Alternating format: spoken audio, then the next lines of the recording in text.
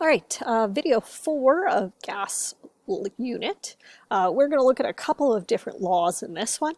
So we're going to start with the combined gas law. So far you have learned about Boyle's law, right? And in Boyle's law, we saw that volume was proportional to 1 over the pressure, right? So as volume went up, pressure went down, and then as volume went down, pressure went up. Then we looked at Charles's law, where we saw that volume was directly proportional to temperature. So as volume went up, temperature went up, or as volume went down, temperature went down. So what we're going to do in the combined gas law, as the name suggests, is we are basically going to combine these two together. So if volume is proportional to 1 over P, and it's also proportional to T, we can say that volume is proportional to T over P. Right? So we just brought those two separate things together into one. So to be able to convert a proportionality into an actual equation, we use a proportionality constant. Okay, we're never going to ask you to derive these equations, just kind of showing you where they are coming from. So basically what this means is that I could say that V equals, right, and I'm able to turn the proportionality into an equal by putting this K, and then that's going to be times T over P. Okay, we can then rearrange this equation, and we're kind of going to do the same thing that we did when we isolated for M, right? Remember when we looked at the other two laws, we isolated for M because we were like the slope of the line never changes? Well, we can do the same thing here with K. It's a constant. Constants don't ever change. So we can rearrange this to just solve for K, right? So if we solved for K, we could say that K is equal to VP over T. Okay, so what we can then do is generate our combined gas law. So again, if you think about what we did in the last ones, we kind of took 2 points on the line. We're like, well, if we relate point 1 to point 2, and we knew that M was the same, we can do the same thing here. We can say K is always the same. So we are able to generate our combined gas law, which is going to be that V1 P1 over T1 is equal to V2 P2 over T2. I don't want that underlined. Get rid of that. Okay, so this is your combined gas law equation. So if you think about it, we basically took the Boyle's law equation, which was V1 P1 equals V2 P2, and we combined it with the Charles law equation, which was V1 over T1 equals V2 over T2. We've just now put it all together.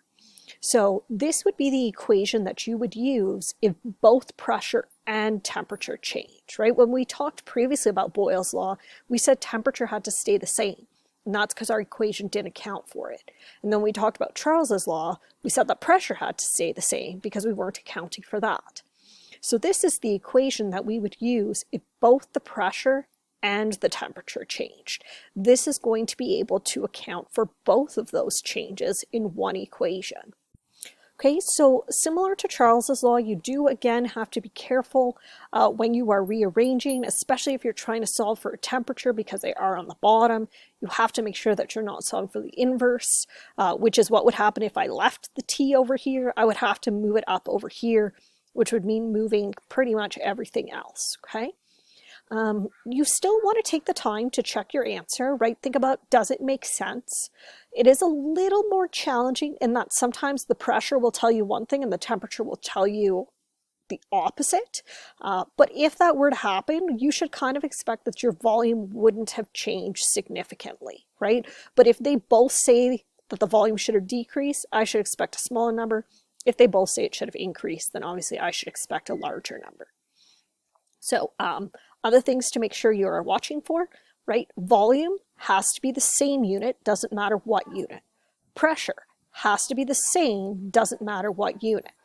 Temperature has to be Kelvin, no option. You cannot use degree C, okay? That's still going to hold true, and I'm going to say that all through the unit. You can't use degree C, okay? All right, so let's have a look at our first example. So we have a small balloon contains 400 mils.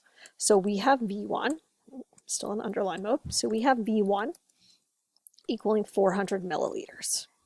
Okay, we have been given T1. We're going to have to convert it, right? We were given 24 degrees C, but we don't want degrees C, we want Kelvin. So we're going to do 24 plus 273.15. We come up with 297.15 Kelvin.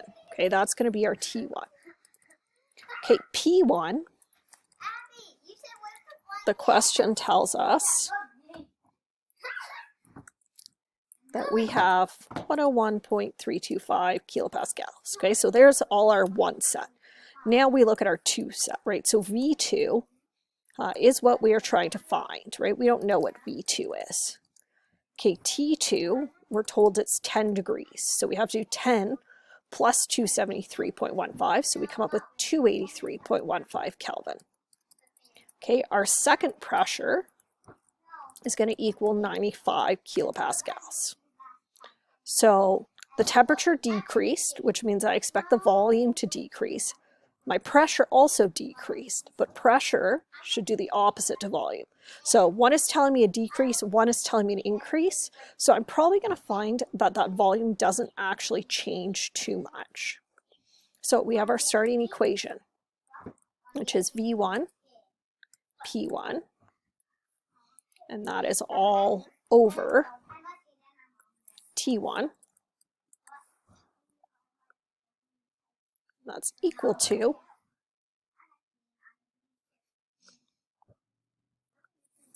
V2, P2 over T2. Okay, so what are we trying to solve for? We are trying to solve for V2.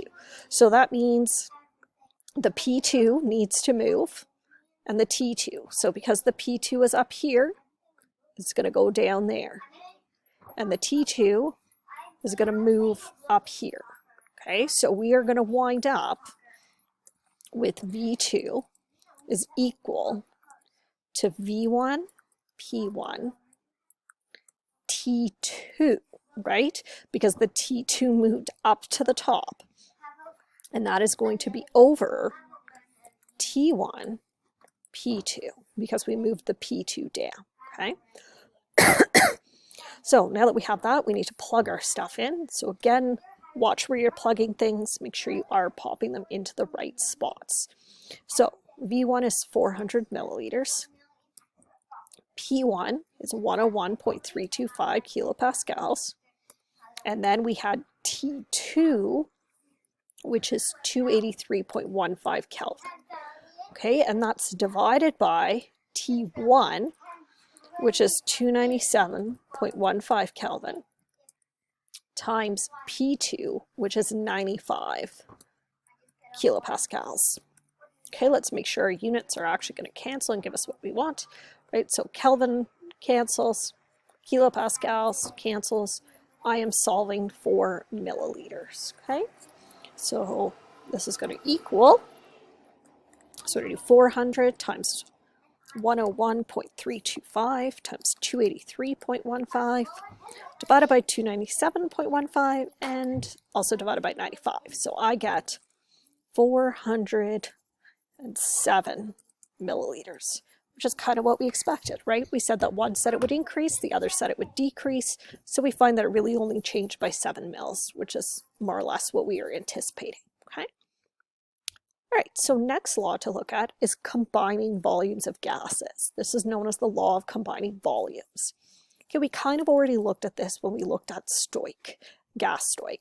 So what we find is that when gases react, the volume of the reactants and products, which are gases, measured at the same conditions of temperature and pressure, are always whole number ratios. So if we were to react hydrogen with oxygen to produce water, if we, let's say, did 100 mils of hydrogen and 50 mils of oxygen, we would find that we would make 100 mils of water. Okay, and the reason for that is if we wrote out our equation, let's see if I can fit it in here, we would have that H2 gas plus O2 gas giving us H2O gas. And then obviously if we balance it, we need a 2 here, we need a 2 here, right? And if you look at these volumes, it's 100 to 50 to 100, so it's 2 to 1 to 2. And if we look at 50, 25, and 50, it's 2 to 1 to 2, right? So the law of combining volumes is basically getting at those volume ratios, right? When we were doing the stoic, I was like, just do it because I'm telling you to. And now you're seeing why you can do that. And that's because when we look at volume, and we look at moles, you're going to find that there is a relationship between them. And it's going to be one of the laws that we're going to look at in a little bit. And that is Avogadros Law. So what Avogadros Law states is that equal volumes of all ideal gases at the same temperature and pressure contain the same number of molecules. Okay, so if I have 2 liters of one gas and 2 liters of another gas, and they're at the same temperature and the same pressure, I have the exact same number of molecules between those 2 containers. If I had half the volume, then I would have half the number of molecules, okay? So the volume of a gas is directly proportional to the number of molecules of the gas. And previously we talked about Avogadros' number, which told us that there's 6.02 times 10 to the 23 molecules in a mole, which is why you find that we often talk about Avogadros' law in terms of volume and moles, even though technically it talks about volumes and molecules. And that's because molecules and moles are related in such a way, okay? So what we find when we look at this, right, we said that volume is proportional to the number of moles, right? So this looks really similar to when we said that volume was proportional to temperature.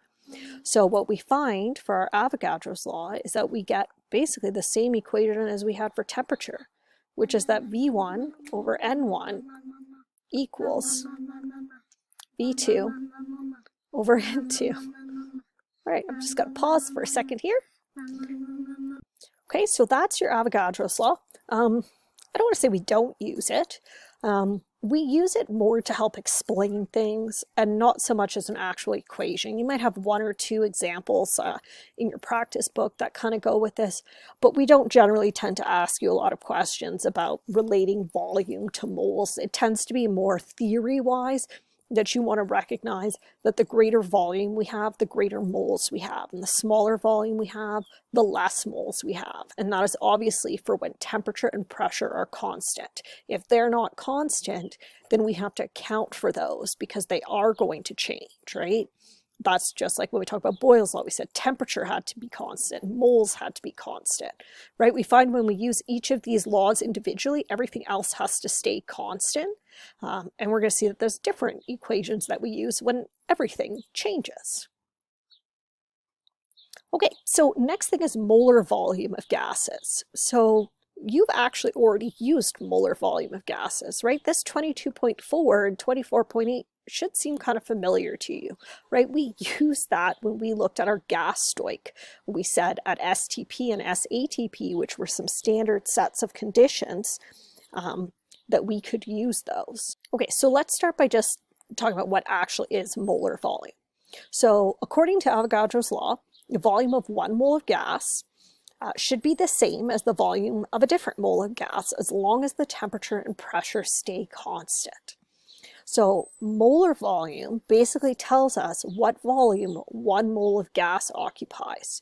So when it comes to molar volume, we use a little v, but the problem is if you draw a big V and a little v, it's pretty hard to tell which one is big and which one is little. So we tend to draw it, here it's in italics, but usually if we were actually writing it, we would do more of like a cursive V so that it's obvious that this is molar volume.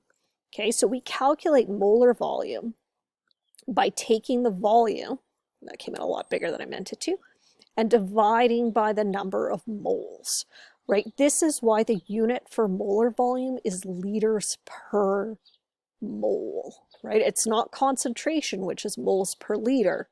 It's the opposite because we're looking at what volume 1 mole of gas occupies.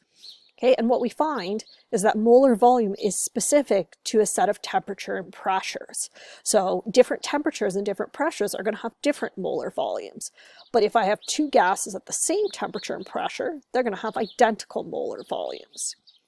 So STP, standard temperature and pressure, and SATP, which is standard atmospheric temperature and pressure, are two standard sets of conditions that we frequently use in chemistry. Okay? So the question says that it's at STP. That means it's 101.325 kilopascals and 0 degrees C. Okay, and the volume of gas is 22.4 liters per mole. At SATP, it's 100 kilopascals and 25 degrees C, and the molar volume is 24.8. Okay, so you will find on your equation sheet that it will have the STP values and it will also have the SATP values. So no need to memorize them. They're given to you. It would just be a matter of making sure you read the question properly and that you are using the right set of conditions for what you have, okay? So let's look at an example. So it says an empty sealed flask with a volume of 0.652 liters is found to have a mass of 2.50 grams. When filled with nitrogen gas, it increases in mass to 3.23 grams. The pressure of the nitrogen in the container is found to be 97.5 kilopascals at a temperature of 21. Calculate the molar volume of the nitrogen gas at these conditions of temperature and pressure. Right? So we've been given a whole lot of numbers in this question. You're going to find that you don't actually need all of them. This is where, even though we have equations, you still can definitely use unit analysis, and you can use it to help you figure out, like, what kind of things do I actually need, right? If you think about molar volume, it's measured in terms of liters per mole, right? So we had V over N. But if we look at what we have right now, we already have some of this, right? We already know what the liters are. We know it's 0.652 liters. We know the liters needs to go on top. So you can put 0.652 liters, and we can just put that over 1. Okay, then that places my liters for me. Now I need to place the moles. I don't actually have moles anywhere in this question, but I have mass, right? And so here, when we look at this, we were told that the empty container weighed 2.5 grams. When it filled with nitrogen, it increased to a mass of 3.23. So to figure out how much nitrogen is in there, we're going to do 3.23 minus 2.5. So we know that the mass of nitrogen is equal to 0.73 grams. So why mass? I want moles. Well, we use molar mass to be able to convert between the two, right? So we need to go get the molar mass for nitrogen, right? Important to remember that nitrogen is N2, not just N. So when I go get the molar mass, it's not 14.01. It's going to be 28.02 because of the 2, okay? So we need to place the moles on the bottom. So we are going to do times 28.02 grams over moles. And that's going to place my moles on the bottom where I need them to go.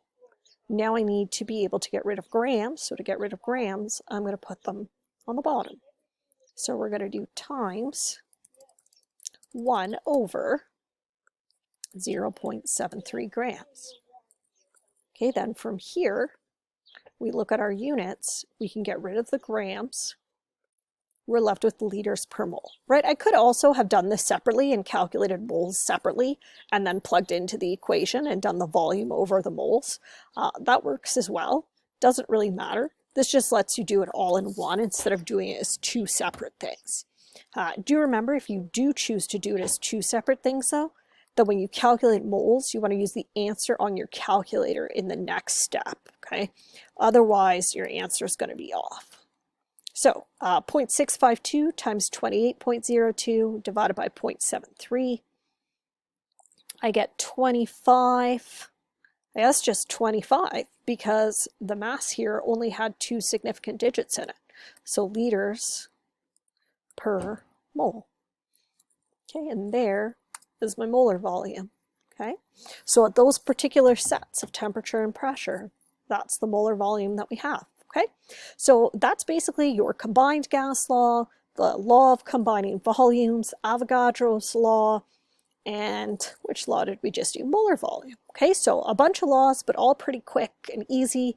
All the equations are given to you. It's really just a matter of being able to figure out how to rearrange them and how to plug into them.